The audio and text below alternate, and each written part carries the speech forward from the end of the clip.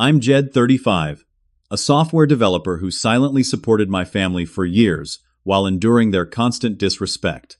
At our annual BBQ, my mother publicly humiliated me, calling me a useless thing and demanding I pay more rent or leave.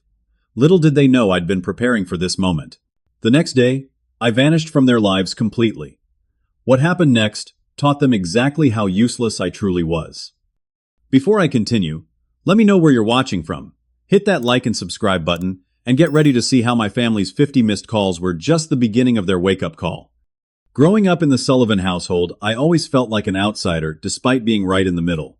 As a software developer, I'd built a successful career that provided me with an excellent income, but that success never translated to confidence within my family's walls. My mother, Patricia, ruled our home with criticism sharper than any knife in her kitchen, while my father, Robert, stood in her shadow, offering only weak smiles when she directed her displeasure my way. My sister, Amber, 28, had mastered the art of avoiding responsibility. 3 unfinished degree programs. Later, she still lived at home, spending her days shopping and her nights partying, all funded by my regular loans that everyone knew would never be repaid. My brother, Derek, 30, had similar arrangements.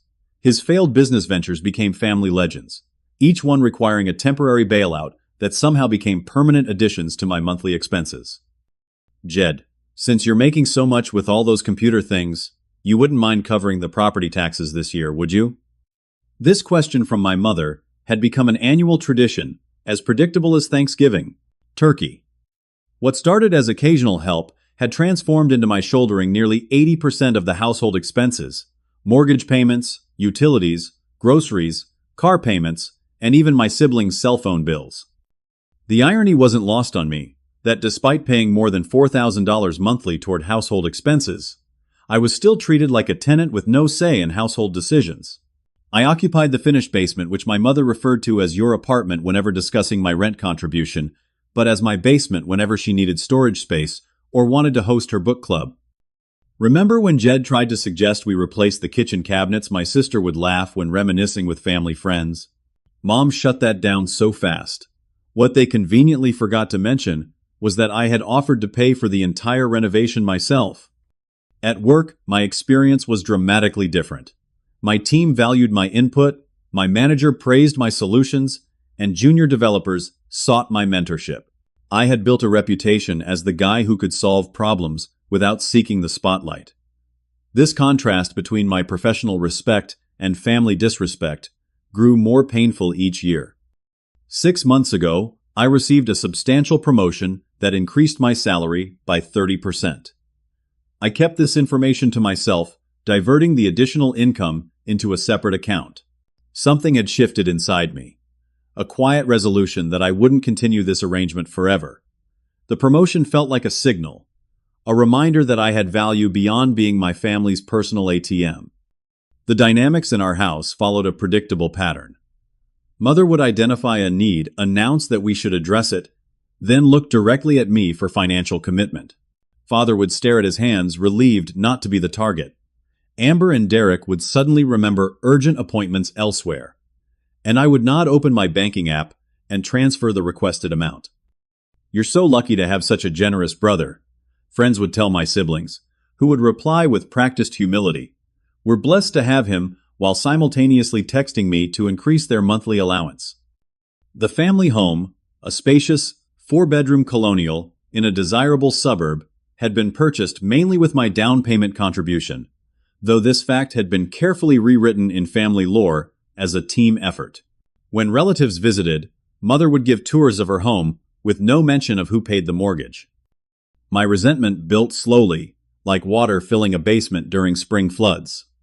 Invisible at first, then suddenly overwhelming. I began documenting my contributions in a spreadsheet, not for confrontation, but for clarity. The numbers told a story my family refused to acknowledge. Over the past 5 years alone, my financial support totaled more than $250,000. During family dinners, I would sit quietly, as they discussed the struggles of real work, implying that my job consisted of typing occasionally while collecting excessive paychecks. "Must be nice to sit in an air-conditioned office all day." Derek would say, conveniently forgetting that his multiple failed businesses had all been air-conditioned at my expense. The most painful aspect wasn't the money, but the dismissal of my personhood. My opinions on everything from politics to which movie to watch were treated as afterthoughts. Conversations would continue around me as if I were furniture rather than family. Yet when bill-paying time came around, I suddenly became visible again. Through it all, I maintained a separate life they knew nothing about. I had friends who respected me, colleagues who valued my expertise, and increasingly a determination to create a different future for myself. The promotion had been a catalyst, but the plan had been forming for much longer. A plan that would reach its tipping point at our annual family BBQ. Our annual Sullivan family, BBQ, had been a neighborhood tradition for 15 years. Relatives from 3 states would make the journey.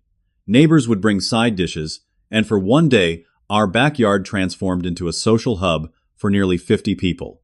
Behind the scenes, as with all family events, the financial burden fell squarely on my shoulders. The morning of the barbecue dawned clear and warm.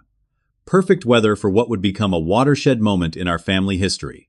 I had spent nearly $2,000 on preparations, premium cuts of meat, top-shelf beverages, rented tables and chairs, decorations, and a professional cleaning service for the house and yard.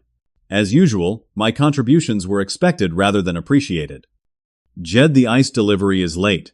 Call them again," Mother commanded, as she arranged platters of appetizers I had paid for, but wouldn't receive credit for. She wore her favorite blue dress, and her hosting smile. Warm for guests, cold for family.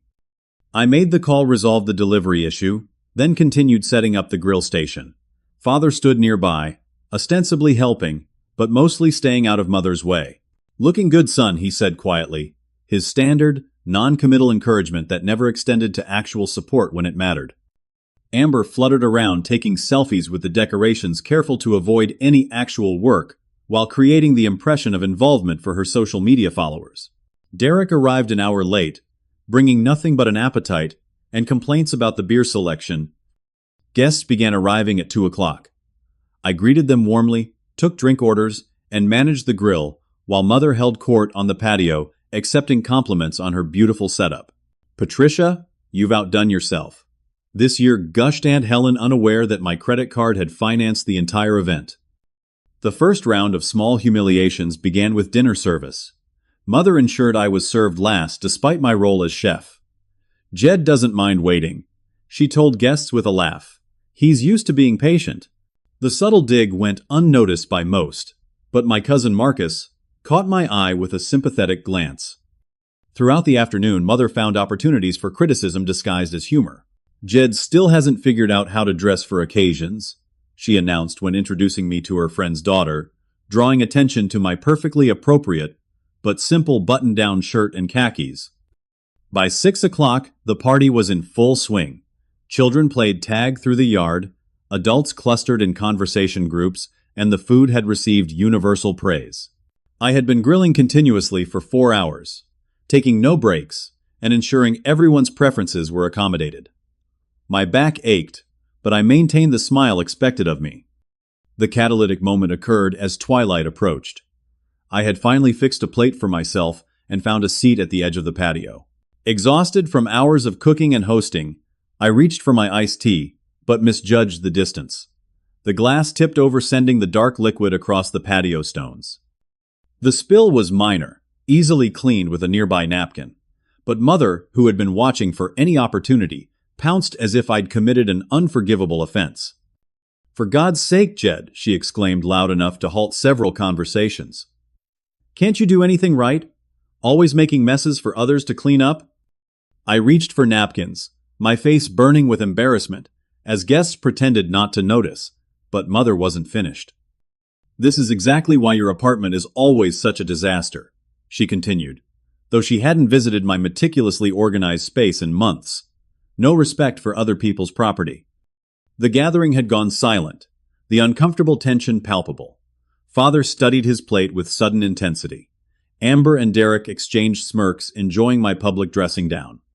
"I've got it, Mom," I said quietly, cleaning the spill efficiently. "No harm done." "No harm." Her voice rose further. "That's your problem, Jed. You never see the consequences of your actions. Who do you think paid for these stone pavers? Who maintains this house while you hide in the basement playing with your computers? The historical revision was stunning. I had paid for the patio renovation just last summer, a fact everyone present knew but no one would acknowledge. Cousin Marcus stepped forward. "Patricia, come on. It's just a spill. Great party, by the way." His attempt at diffusing the situation only redirected Mother's anger. "Of course you'd defend him, Marcus. You two were always the same, thinking the rules don't apply." She turned back to me, her eyes narrowed with a familiar contempt. "You know what, Jed, I've been meaning to talk to you about your situation anyway. Your father and I think it's time you contributed more to this household. The basement apartment is worth twice what you're paying in today's market." Father's surprised expression revealed this was news to him too, but he remained silent. "I paid for the basement renovation," I reminded her quietly, "and I cover most of the household expenses already." This factual statement was treated as unforgivable insubordination. Mother's face flushed with anger. "How dare you, after everything we've done for you, giving you a place to live, supporting your career." The historical fabrication continued, as she painted herself as the sacrificial parent and me as the ungrateful child. With each word, something crystallized within me. Not anger, but clarity. This moment of public humiliation was actually a gift, removing any lingering doubt about my decision. "You have two choices," she announced, enjoying her audience. "Pay up or get out. It's time you learned some responsibility." The irony might have been comical if it weren't so painful. Around us, guests studied their drinks, uncomfortable with witnessing family dirty laundry, but unwilling to intervene. I looked at my mother, really looked at her, perhaps for the first time in years. I saw not the intimidating matriarch of my childhood, but a small, insecure woman who derived power from controlling others. I saw my father's cowardice, my siblings' parasitic entitlement, and I saw my role in enabling all of it. "I understand," I said simply. Mother, expecting argument, seemed momentarily taken aback by my calm acceptance. She recovered quickly, interpreting it as submission. "Good. We'll discuss the new arrangements tomorrow." She turned away dismissively, signaling to guests that the unpleasant business was concluded. What no one at that BBQ could have known was that I had already made my choice long before Mother presented her ultimatum. By this time tomorrow, I would be gone, not just from their house, but from their lives, and they would learn exactly how useless I truly was. The truth about my life that my family never bothered to discover was that I had been methodically planning my exit for nearly a year. What began as a vague daydream after a particularly humiliating family dinner had evolved into a detailed strategy with one clear objective: freedom. 6 months earlier, I had started working with a realtor named Sarah, conducting house viewings during lunch breaks and after work. My requirements were specific: a beautiful home in a quiet neighborhood at least 30 miles from my family, but still within commuting distance to my office for the days I wasn't working remotely. After viewing 28 properties, I found it: a stunning 3-bedroom craftsman with a wraparound porch, mature oak trees in the yard, and an open floor plan that immediately felt like home. The house represented everything. My basement apartment wasn't mine, peaceful and chosen entirely according to my preferences. The purchase process had been completed in secret. I had accumulated substantial savings by living minimally, despite my generous income. The down payment of $80,000 barely dented my accounts, and my excellent credit secured a favorable mortgage rate. I had even negotiated a closing date that could be flexible, waiting for the right moment to make my move. That moment had arrived with crystal clarity during Mother's BBQ tirade. The morning after the BBQ, I woke before sunrise with a sense of calm purpose. The house was silent, everyone still sleeping off the previous day's festivities. I moved quietly through my basement space, methodically packing the belongings that truly mattered to me. Years of living under Patricia's critical eye had kept my possessions minimal and well organized, making the process efficient. My personal documents had long been secured in a safety deposit box at my bank, away from Mother's tendency to organize my paperwork. My most treasured possessions: family photos from happier times, my grandfather's watch, and a small collection of first edition books, went into carefully labeled boxes. Clothes, electronics, and personal items followed, each container sealed and marked for easy unpacking. What struck me as I worked was how little I actually owned, despite funding everyone else's acquisitions. My gaming system, professional-grade laptop, and book collection constituted the bulk of my personal property. Everything fit neatly into my SUV in a single trip. By 7:30, I had removed all traces of myself from the basement, leaving behind only the furniture I had purchased for the space. I left no note. Any explanation would only provide material for Mother to twist into a narrative of my selfishness. Instead, I placed my house key on the kitchen counter next to the coffee maker, ensuring it would be found quickly. The drive to my new home took 47 minutes each mile, increasing the lightness in my chest. I had given the moving company instructions to deliver my furniture from storage that morning, and as I pulled into the driveway, I saw their truck already waiting. "Morning, Mr. Sullivan," the foreman greeted me. "Ready to get you settled in your new place?" For the next 4 hours, I directed the placement of my newly purchased furniture, selections I'd made online and in showrooms over the past months. A comfortable sectional for the living room, a solid oak dining table, a king-sized bed for the master bedroom, and a state-of-the-art desk setup for my home office. Each piece chosen by me, for me, without considering anyone else's preferences or criticism. After the movers left, I stood in my sun-filled living room and experienced a moment of pure, unadulterated freedom. No one would enter this space without my invitation. No one would criticize my choices or demand financial support disguised as family obligation. The silence wasn't lonely, it was peaceful. I spent the afternoon unpacking, organizing, and setting up my new home. My clothing hung neatly in the walk-in closet. My books found places on built-in shelves. My kitchen, though sparsely equipped, contained exactly what I needed and nothing more. At my desk, I set up my workstation and sent an email to my manager explaining that I'd be working remotely for the next week while settling into my new home. Mark responded almost immediately with congratulations and no questions. Another refreshing contrast to my family's intrusiveness. As evening approached, I ordered delivery from a local restaurant and ate on my porch, watching the sunset through the branches of my oak trees. My phone had remained silent throughout the day. They hadn't noticed my absence yet. That would change tomorrow when the first mortgage payment came due and my automatic transfer didn't appear in the family account. Or perhaps when Derek's car insurance renewal notice arrived with no one to handle the payment. Or when Amber's credit card reached its limit with no brother to bail her out. The financial infrastructure I had carefully built to support them would now be systematically dismantled. I had already canceled all recurring payments, except those for services in my name, which I had transferred to my new address. Credit cards I had paid for, but never used, had been closed. Auto payments for their cell phones, streaming services, and various memberships had been terminated. As darkness fell on my first night of freedom, I made the call I had rehearsed in my mind countless times. Mother answered on the third ring, her voice sharp with irritation at the unknown number. "Hello."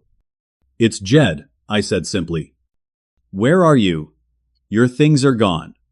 What is the meaning of this?" "No concern, just demand for explanation."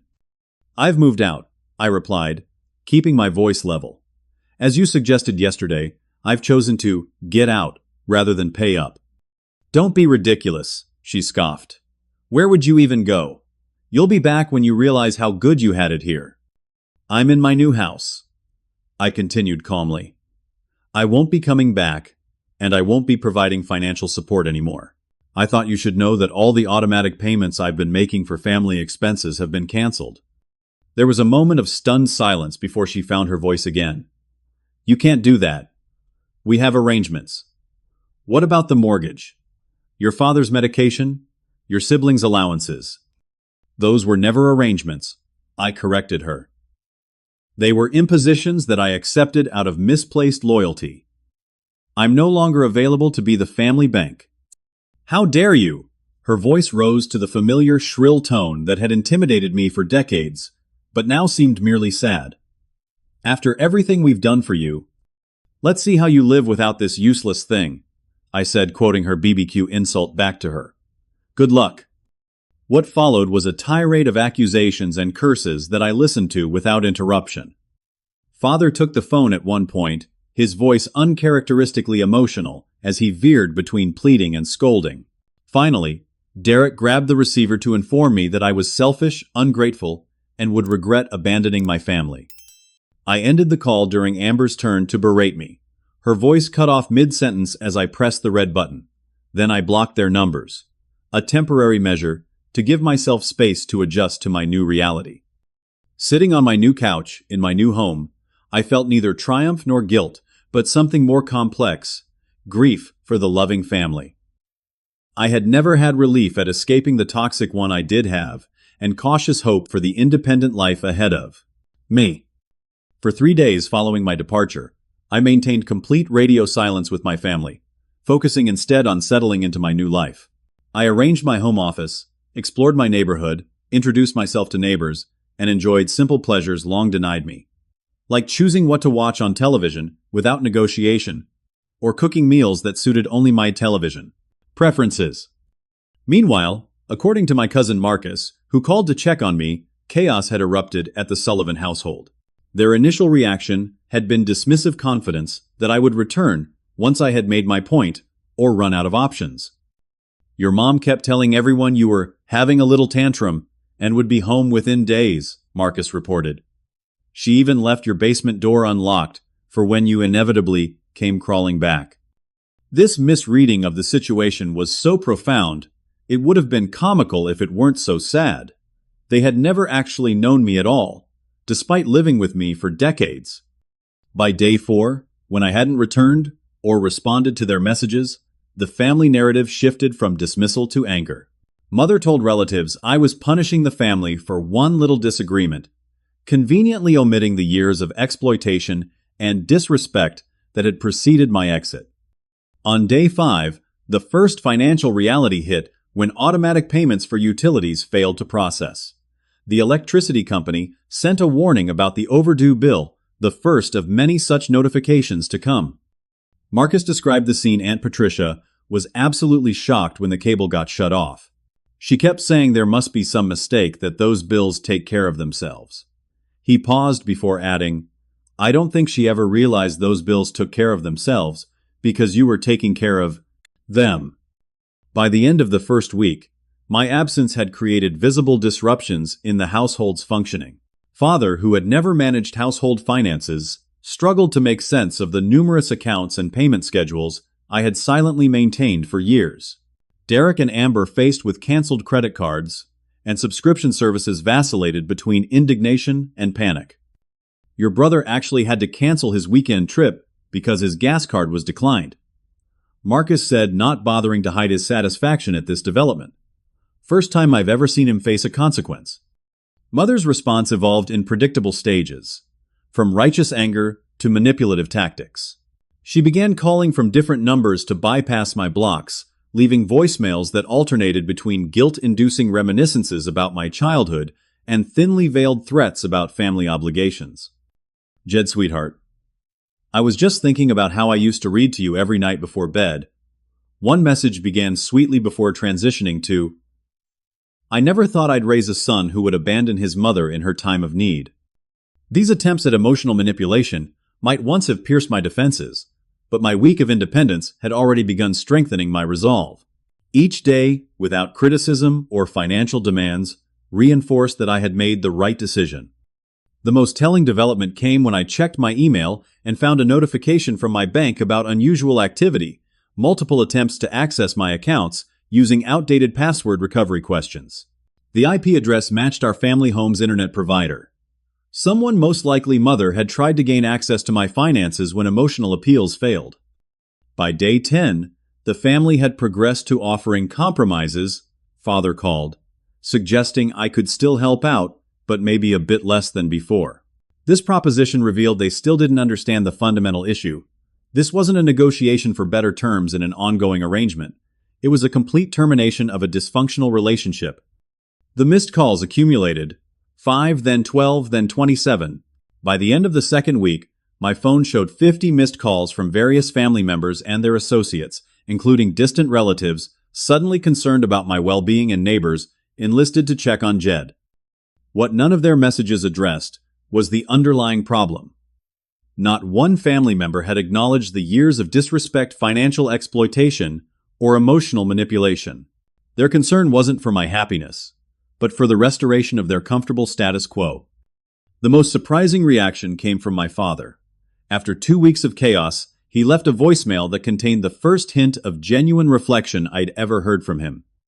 "Jed," he began, his voice uncharacteristically subdued. "I've been doing some thinking. The bills. There are so many of them. I had no idea you were handling so much. Your mother is. Well, she's struggling to adjust. We all are. I just wanted to say I understand a bit better now." He paused, before adding, "I miss you, son," and hanging up. Those simple words, "I understand a bit better now," represented the first crack in the family's unified delusion about our dynamics. It wasn't an apology or a complete acknowledgement, but it was something I had never heard before the beginning of awareness. As my third week of independence began, the tone of the messages shifted again. Desperation crept in as the financial realities became impossible to ignore or minimize. The mortgage payment was due with no funds to cover it. Credit card minimum payments were triggering late fees.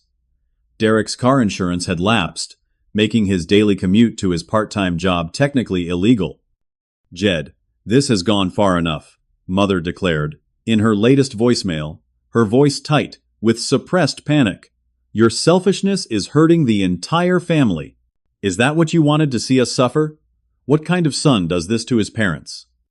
The irony of her accusing me of financial abandonment, after years of treating me as nothing more than a convenient ATM, was apparently lost on her. She continued to cast herself as the victim, rather than acknowledging her role as the architect of this situation. Amber's approach was more direct.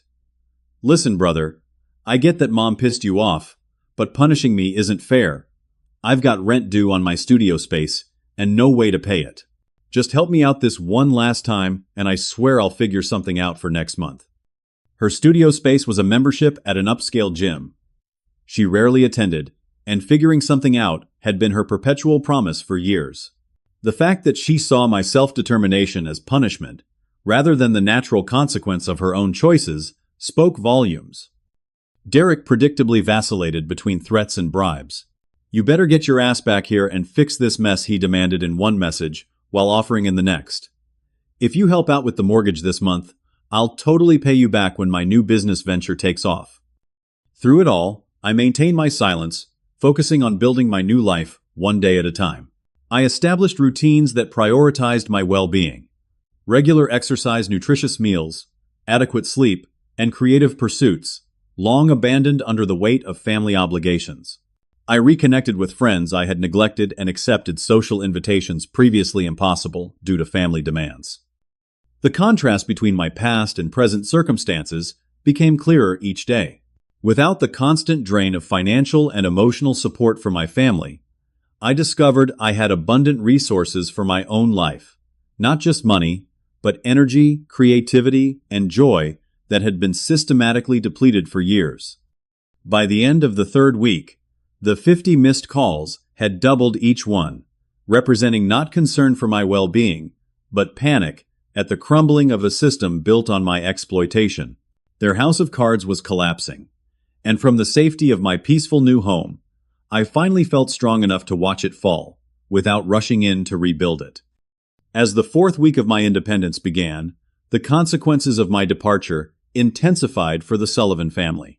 What had started as inconvenience progressed to genuine hardship as the financial infrastructure I had maintained collapsed completely. According to my cousin Marcus, who had become my occasional informant, the household utilities began shutting down in sequence. First cable and internet, then water, and finally electricity.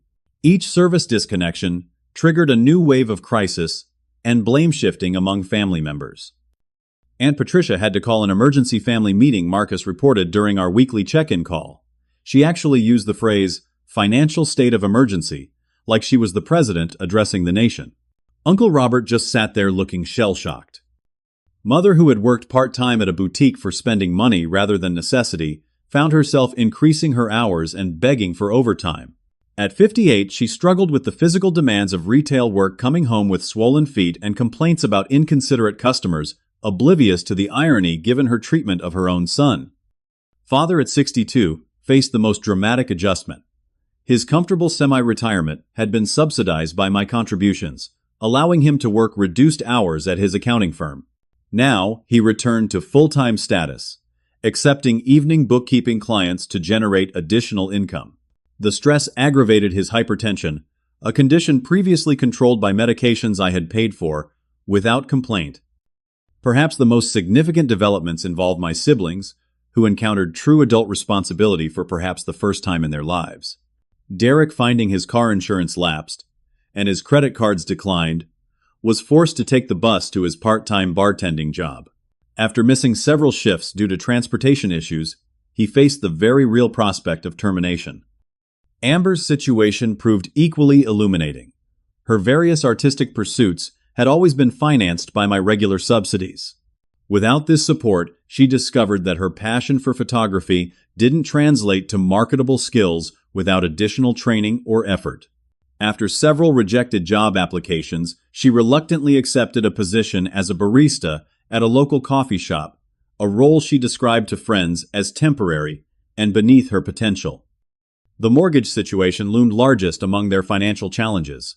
The substantial 5-bedroom house chosen primarily to accommodate mother's desire for status rather than actual space needs carried a monthly payment far beyond their combined earning capacity.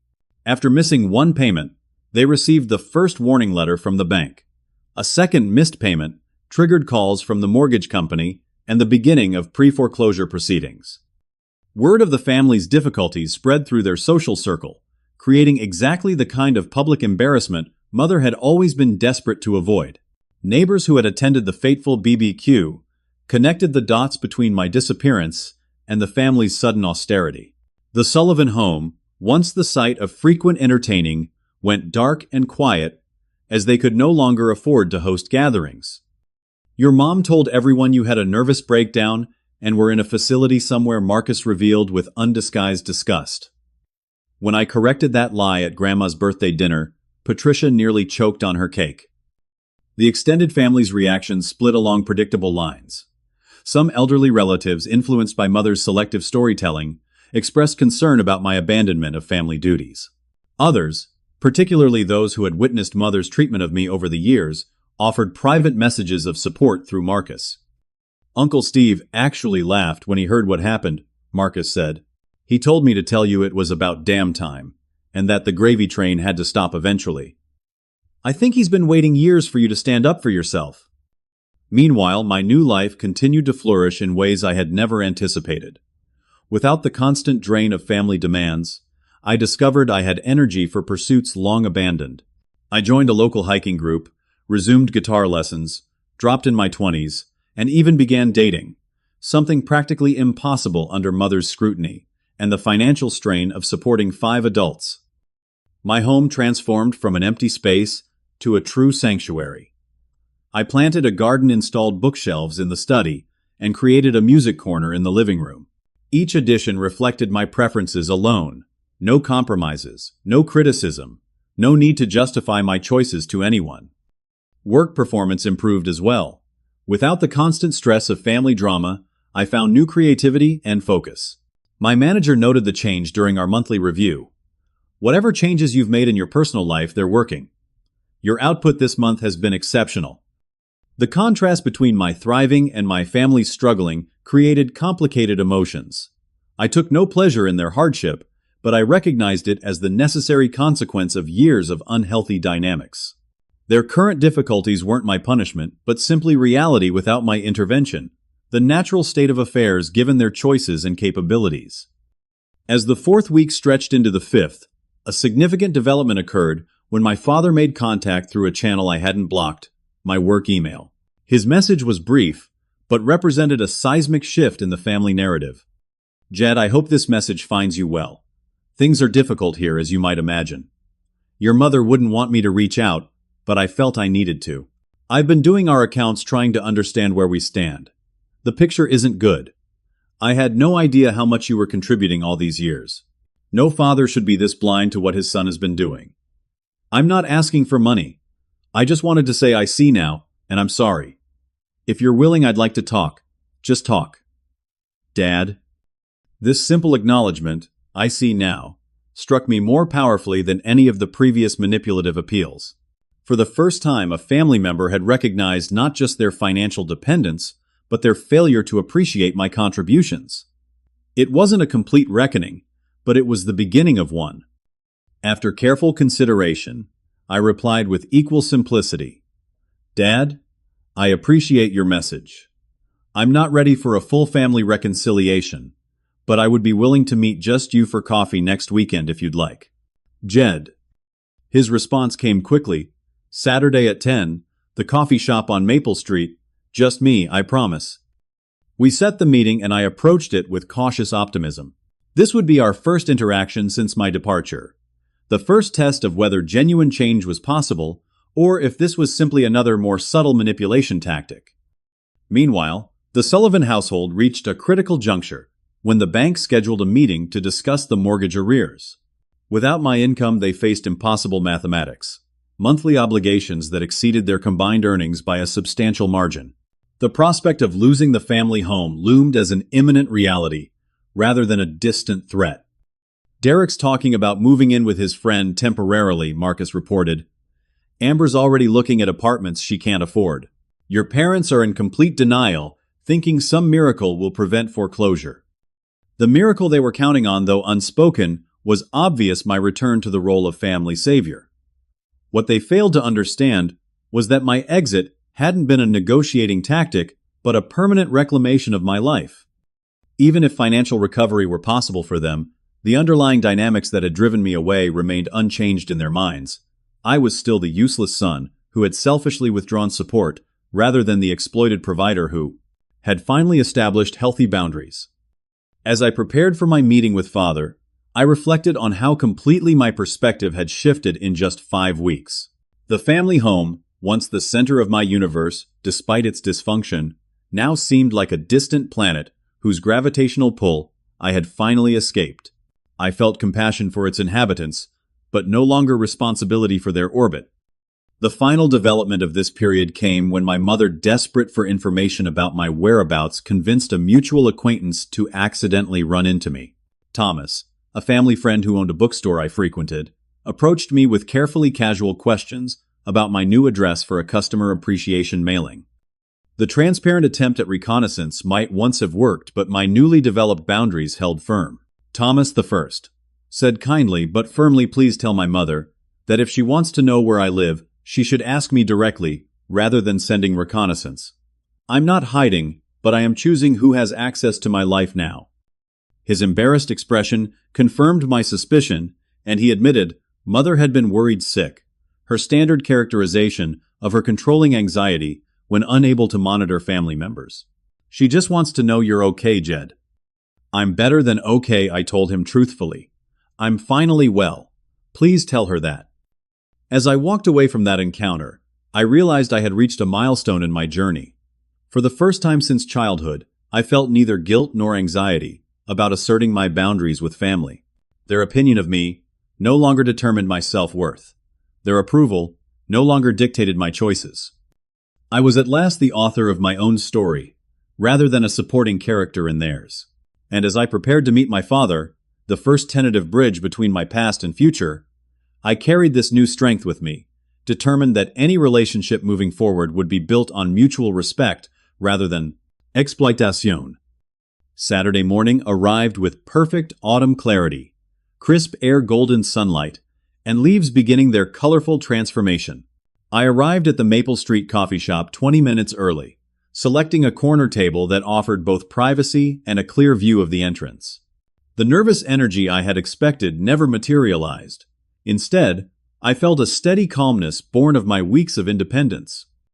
At precisely 10 o'clock, my father pushed through the door, looking simultaneously familiar and strange. His hair seemed grayer, his shoulders more stooped than I remembered from just weeks ago. He scanned the room with anxious eyes until he spotted me, relief washing over his features. Jed, he said simply as he approached the table.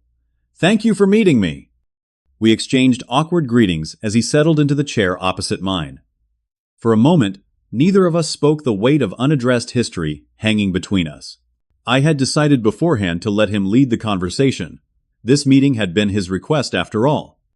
You look well, he finally offered, studying my face. Really well, actually. I am well, I confirmed, offering no elaboration. He nodded, fidgeting with his coffee cup. Your mother doesn't know I'm here. Well, she's not ready to admit certain things yet. And you are. I kept my tone neutral, neither accusatory nor encouraging. Father took a deep breath, his hands trembling slightly. The past few weeks have been educational, to say the least. I've been handling the family finances. Trying to, anyway. I never realized. He paused, seeming to struggle with the admission. I never realized how much you were contributing. The mortgage, the utilities, the insurance policies, the credit card payments. It's overwhelming. This acknowledgement, though basic, represented more awareness than he had shown in decades. I remained silent, allowing him space to continue. We're going to lose the house, he stated flatly. There's no way around it. Even if all four of us work full-time, we can't make the payments. Derek and Amber are looking for apartments, though they're discovering rent isn't as cheap as they thought. Your mother and I will probably need to find something smaller, maybe an apartment too. I'm sorry it's difficult, I said, meaning it. But these are the natural consequences of the situation, not punishments I'm inflicting. He nodded slowly. I know that now. That's partly why I wanted to see you. Not to ask for money, though I won't pretend we couldn't use it, but to tell you I understand better why you left. Our conversation might have continued along this path of cautious reconciliation had the coffee shop door not swung open at that moment to admit the last person I expected to see, Mother. Her eyes locked on our table, immediately confirming this was no coincidence. Robert, there you are, she exclaimed with artificial brightness that didn't mask the fury beneath. When you said you were running errands, I had no idea you meant secretly meeting with our son. Father's face drained of color. Patricia, please. We're just talking. Talking. She pulled out a chair and joined our table, uninvited. About what? How he's abandoned his family, how we're about to lose everything because of his selfishness. The familiar accusations washed over me without finding purchase. 5 weeks earlier, these words would have triggered immediate guilt and defensive justification. Now they seemed merely sad, evidence of how deeply she misunderstood what had happened. Hello, Mother, I said calmly. This was supposed to be a private conversation between Dad and me. There are no private conversations in families, she snapped the statement, unintentionally revealing volumes about her perspective on boundaries. Besides, if anyone should be talking to you, it's me. I'm the one who's had to pick up the pieces after your little disappearing act. Father attempted intervention. Patricia, that's not helping. Jed agreed to meet me, because I approached him respectfully. Maybe we could try... Respectfully, she interrupted. There's nothing respectful about abandoning your financial responsibilities to your family. Do you have any idea what you've done to us, Jed? The mortgage company is threatening foreclosure. Derek had to sell his car. Amber's working in food service, for God's sake. Each consequence she listed was presented as an injustice I had inflicted rather than the natural result of years of dependency. The absence of any recognition regarding her role in creating this situation told me all I needed to know about the possibility of meaningful change. Those sound like adult problems that adults should solve, I responded evenly. Everyone in our family is fully capable of working and supporting themselves. How dare you? The volume of her response drew attention from nearby tables. After everything we've done for you. This familiar refrain, the vague reference to unspecified sacrifices that supposedly entitled them to perpetual support, had once been an effective tool for manipulating my guilt. Now it seemed almost comical in its emptiness. What exactly have you done for me, Mother? I asked, maintaining my composure. I've been paying the majority of household expenses since I was 23. I've funded vacations I wasn't invited on, renovations I had no say in, and education for siblings who never finished their degrees. I've endured public humiliation and private dismissal while being treated as an ATM rather than a family member. Her face flushed with anger. So this is about money. You're keeping score. No, I said firmly. This has never been about money. It's about respect. It's about recognition. It's about being valued as a person rather than a resource. The BBQ incident wasn't the cause of my leaving. It was simply the final evidence that nothing would ever change. Father, seemingly finding courage in my calmness, spoke up.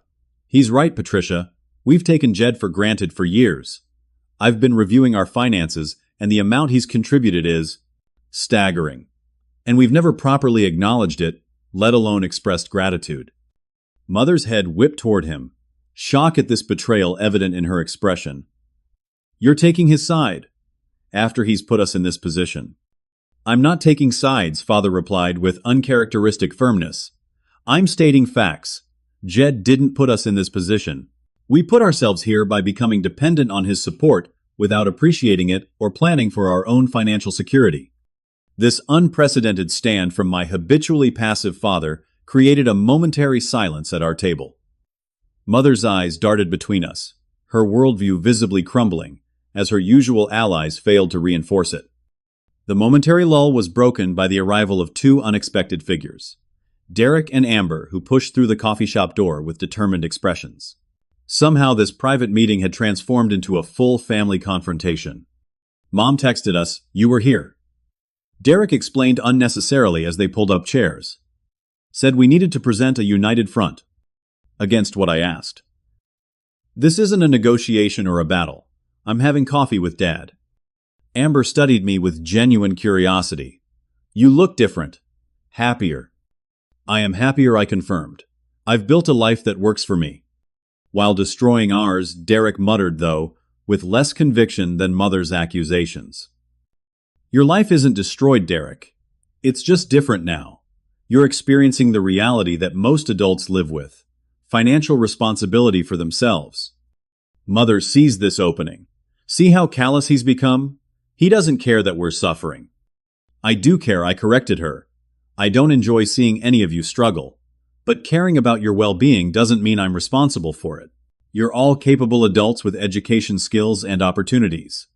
The adjustment is difficult, but not impossible. An uncomfortable silence descended on the table as this simple truth settled over them. Father broke it first. He's right. We need to adjust to our new reality rather than trying to pull Jed back into the old one. He turned to me. I didn't want this to become a family ambush. I genuinely wanted to talk to begin understanding what went wrong. The sincerity in his voice touched me. I appreciate that, Dad. And I'm still willing to have that conversation with you or with anyone else who's ready to engage honestly rather than just trying to restore the status quo. Mother's expression hardened. So that's your condition. We have to admit we were terrible to you before you'll help us. No, I said firmly. That's not what I said at all. There is no condition under which I'll resume financial responsibility for the family. That chapter is closed permanently. What I'm offering is the possibility of a new relationship, one based on mutual respect rather than dependency. The finality of this statement landed like a physical blow. Mother's face crumpled momentarily before she reconstructed her indignant mask. Derek stared at his hands. Amber surprisingly nodded slightly, as if something finally made sense to her. So you're just done with us? Derek asked, genuine hurt, replacing his earlier hostility. I'm done with the old dynamic, I clarified. I'm not done with the possibility of a healthier relationship. But that would require changes from everyone, not just me. Father reached across the table, not quite touching my hand, but gesturing toward it. What would those changes look like, Jed? For those of us who might want to try? The question was so unexpected, so contrary to our family's pattern of avoided accountability, that it momentarily left me speechless. I had prepared for accusations and manipulation, not genuine inquiry. It would start with recognition, I finally said. Acknowledgement of the patterns that drove me away. Respect for my boundaries going forward. Understanding that love doesn't mean financial support or unlimited access. And most importantly, seeing me as a person with my own needs and rights, not just a resource for the family to use.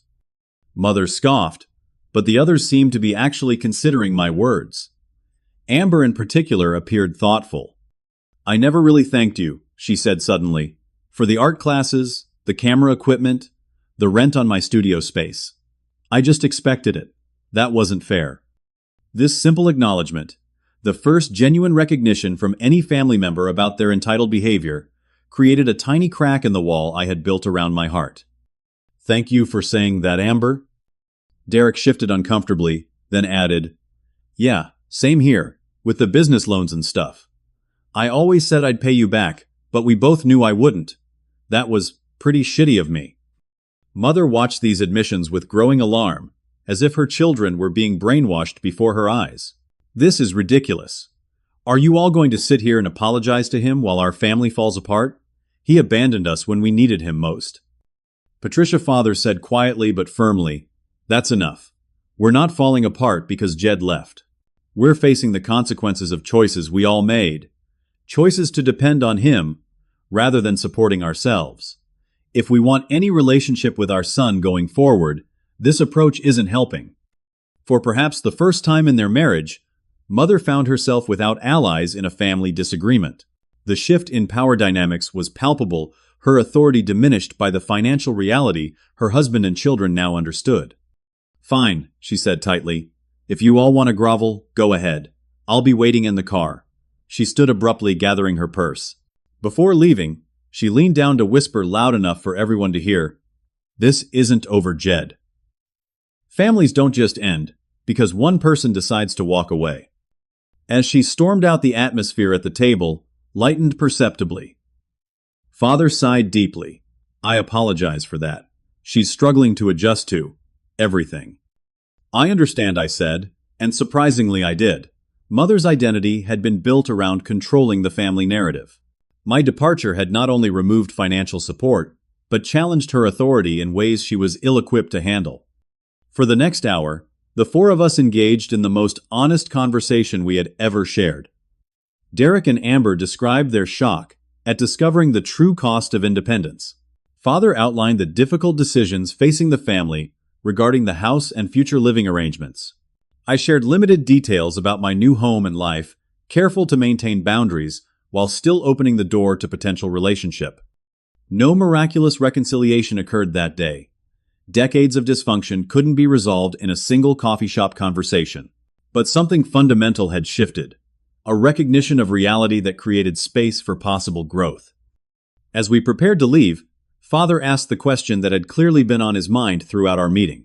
"Will we see you again, Jed? Or is this goodbye?" "That depends," I answered truthfully. "I'm open to individual relationships with each of you on new terms, but I won't return to the old dynamic under any circumstances." "That seems fair," he nodded. "Maybe we could have coffee again next week. Just us." I'd like that, I agreed. As they left, I remained at the table, processing the unexpected developments of the morning. The confrontation I had dreaded had instead become a potential turning point. Not a return to the past, but perhaps the first tentative step toward a different future. 3 months after my departure from the family home, the landscape of our relationships had transformed in ways I never could have predicted that fateful BBQ day. The changes manifested both in physical circumstances and emotional dynamics, creating a new reality for everyone involved. The Sullivan family home, that imposing colonial that had been the setting for so much dysfunction, was sold in a short sale. Not the catastrophic foreclosure initially threatened, but a necessary downsizing. Father had negotiated with the bank, leveraging his accounting background, to arrange terms that protected their credit while acknowledging the financial reality. Mother and father relocated to a 2-bedroom condominium in a modest neighborhood. A significant status adjustment for Mother, but ultimately a more manageable living situation. Father continued working full-time at his accounting firm, while Mother secured a managerial position at the boutique where she had previously worked part-time. Their combined income covered their reduced expenses, creating a sustainable, if less luxurious, lifestyle. Derek, faced with true independence, for the first time at 30, experienced the most dramatic transformation. After briefly crashing on a friend's couch, he secured a position as a sales representative for a local brewery, work that suited his sociable nature and provided a stable income. The experience of genuine financial responsibility triggered a maturity previously dormant, and he developed an appreciation for earned accomplishment that had been missing during his years of dependency. Amber's journey followed a different but equally constructive path. Her barista position, initially accepted with resentment, connected her with a community of creative individuals working similar jobs while pursuing artistic passions. This network provided both practical support and perspective, helping her develop realistic expectations about building a creative career. She enrolled in community college photography classes, funding them herself through her cafe earnings, a source of genuine pride she had never experienced when I paid for her various creative endeavors. My relationship with each family member evolved at different rates and in different ways. Father and I established a weekly coffee ritual conversations that began awkwardly but gradually developed into meaningful exchanges. He demonstrated consistent effort to understand my perspective, acknowledge past failures, and respect my boundaries, work that earned my growing trust. Derek and I reconnected through occasional basketball games at a local court, the physical activity providing a comfortable context for rebuilding our relationship. During these meetups, he shared his struggles and successes without asking for financial assistance, a fundamental change that allowed us to develop a relationship as brothers rather than benefactor and dependent. Amber and I found common ground through her photography, an interest I had always supported financially, but now engaged with emotionally. When she had her first small exhibition at a local cafe, I attended the opening and purchased one of her prints. Not from obligation, but genuine appreciation of her developing talent. The pride in her eyes at earning my support, rather than expecting it, spoke volumes about her growth. Mother's journey proved the most challenging. Our initial contact after the coffee shop confrontation came through a stiffly formal email 3 weeks later, in which she neither apologized nor attacked, but simply stated she was adjusting to changes. We progressed to occasional text messages about neutral topics, then brief phone calls that carefully avoided emotional landmines. While no dramatic reconciliation occurred, small moments of genuine connection emerged. A shared memory, a question about my well-being that contained actual interest rather than judgment. The most significant moment in our evolving relationship came unexpectedly during a holiday gathering I hosted at my home. After considerable deliberation, I had invited the entire family for Thanksgiving dinner, the first time they would see my house and the life I had built independently. Their arrival was tentative, each family member carrying both literal and figurative baggage. Mother entered last, her expression guarded as she surveyed my home, the beautiful space I had created without her input or approval. I watched her closely, braced for criticism disguised as questions about cost or practicality. Instead, after a complete tour, she paused in my sunlit kitchen and said simply, "You've done well for yourself, Jed. This home suits you." The statement contained no backhanded compliment, no subtle dig, just straightforward acknowledgement of my achievement and its appropriateness for me. This simple recognition, impossible in our previous dynamic, signaled a fundamental shift in how she perceived me, not as an extension of herself or a resource for the family, but as an independent person with valid choices. Throughout these months of transformation, I continued building my own life with increasing confidence. My home became a true sanctuary filled with objects and activities that reflected my authentic self rather than responses to family expectations. I developed new friendships based on mutual interests and respect. I even began a promising relationship with Emma, a landscape architect I met through my hiking group, a connection based on shared values rather than need or obligation. My career flourished as well. The promotion I had kept secret from my family became the foundation for further advancement. Without the constant drain of supporting multiple households, I invested in professional development and passion projects long deferred. My colleagues noted the change in my demeanor, more confident, more creative, more present. The contrast between my current well-being and previous existence provided daily confirmation that my decision, though painful, had been necessary and right. The family's initial prediction that I would regret my selfish choice had proven entirely wrong, not because I didn't care about them, but because establishing healthy boundaries had benefited everyone, including them. This truth became evident during our Thanksgiving gathering as we sat around my dining table, a scene both familiar in its composition and revolutionary in its dynamics. Father raised his glass in an unexpected toast to difficult changes that ultimately make us better, and to Jed, for having the courage to insist on respect when the rest of us had forgotten its importance. Mother's participation in the toast, though silent, represented her tacit agreement with this assessment, an acknowledgement unimaginable months earlier. Derek and Amber added their own appreciative comments, creating a moment of genuine family connection untainted by manipulation or entitlement. Later that evening, as they prepared to leave, Mother lingered behind the others. In the privacy of my entryway, she spoke the words I had never expected to hear from her. "I was wrong, Jed. Not just about the money, but about how I treated you. I'm trying to understand why I did that for so many years. It wasn't the mother I intended to be." The admission wasn't dramatic or tearful, just a quiet acknowledgement of truth long denied. I recognized the monumental effort this statement required from a woman who had built her identity around never being wrong. "Thank you for saying that," I responded simply. "It means a great deal to me." No single conversation could heal decades of dysfunction. But this exchange represented something precious, the possibility of a relationship built on truth, rather than illusion, on mutual respect, rather than exploitation. As I reflect now on the journey from that humiliating BBQ moment to today's hard-won peace, several profound lessons emerge. Wisdom purchased at significant cost, but invaluable in its impact. First, I learned that love without boundaries isn't love at all, but dependence, disguised as devotion. True family support empowers independence, rather than enforcing obligation. The financial assistance I provided intended as help had actually hindered my family's growth and self-sufficiency. Second, I discovered that respect cannot be purchased no matter how much money you spend.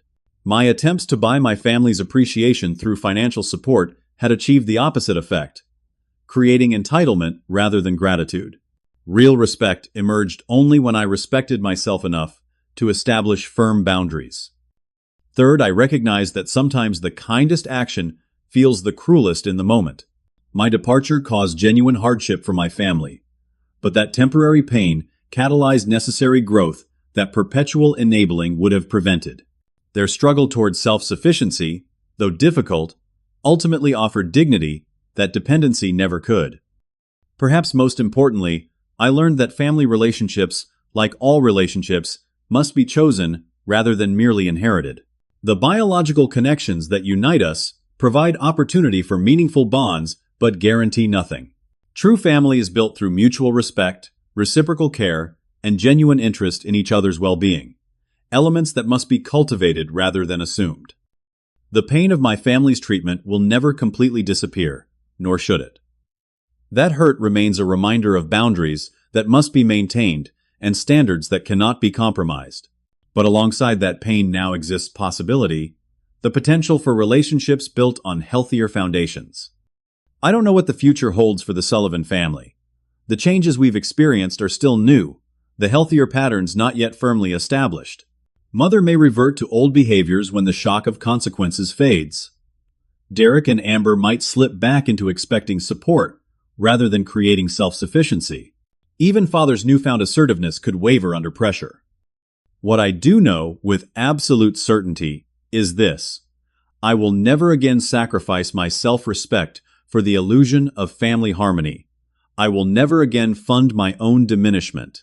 I will never again accept treatment that contradicts my worth as a person deserving of basic dignity and respect. Sometimes the most powerful statement isn't what you say, but what you do. Sometimes the most necessary absence makes possible a more meaningful presence. Sometimes disappearing isn't running away, but running toward the person you were meant to be all along. If you're watching this and recognizing your own family dynamics in my story, please know that establishing boundaries isn't selfish. It's essential for everyone's growth. The temporary pain of change pales in comparison to the permanent damage of enabling dysfunction. You deserve respect. You deserve recognition. You deserve relationships that enhance, rather than diminish your life. Thank you for listening to my story. If it resonated with you, please subscribe to hear more journeys of transformation. Leave a comment sharing your own experience with family boundaries, and give this video a like to help others find this message. Sometimes the hardest conversations lead to the most important changes, in families and in ourselves. I'm grateful you joined me for this one.